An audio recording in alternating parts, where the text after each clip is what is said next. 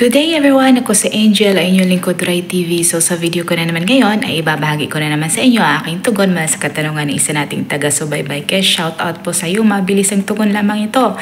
Sana ang interpretasyon na ito ang sagot sa iyong katanungan.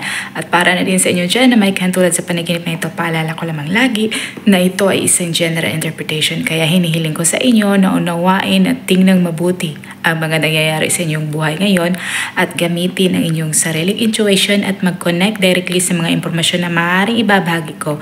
At para labis yung maintindihan ang ibig sabihin ng inyong panaginip ay panoorin nyo ang video na ito hanggang sa matapos. At kung ito ay nag-resonate, bawat isa sa inyo, please leave us a comment. At huwag na din kalimutang mag-like, mag-subscribe at i-hit na din notification bell para maging updated kayo lagi. At mga hindi pa nakapag-follow sa aking Facebook page, i-follow nyo na po Ray TV at i-share nyo na din. Maraming salamat. Ang panaginip tungkol sa green or kulay berde na uod ay merong both real-world effects and subjectives mula sa dreamer. Kaya ating alamin ang kahulugan sa likod ng panaginip na ito. So ano nga ba ang kahulugan ng panaginip na kulay green na uod? Ang green na uod or berde sa panaginip ay kinukonsider na isang bad omen. Dahil ito ay madalas nagmumungkahi ng or sa posibilidad ng sakit or ill. At ang mga specific scenarios ay halimbawa katulad na lamang kung ikaw ay may sakit at nagkaroon ka ng ganitong klase ng panaginip, maaaring ito ay nag-indicate ng paglala ng kondisyon. At kung sa iyong panaginip naman ay na-eliminate mo or napatay mo ang uod, ito ay nangangahulugan na gagaling ka sa iyong sakit.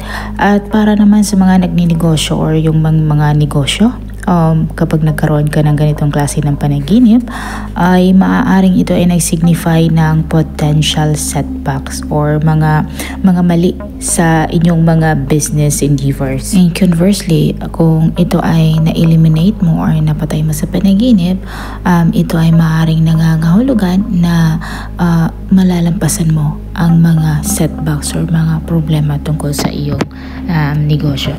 At kung ang green na uod naman ay nag-emerge mula sa iyong katawan, ito ay maaaring nag-implies ng awareness ng iyong personal flows or yung mga issues na bumabagabag sa iyo.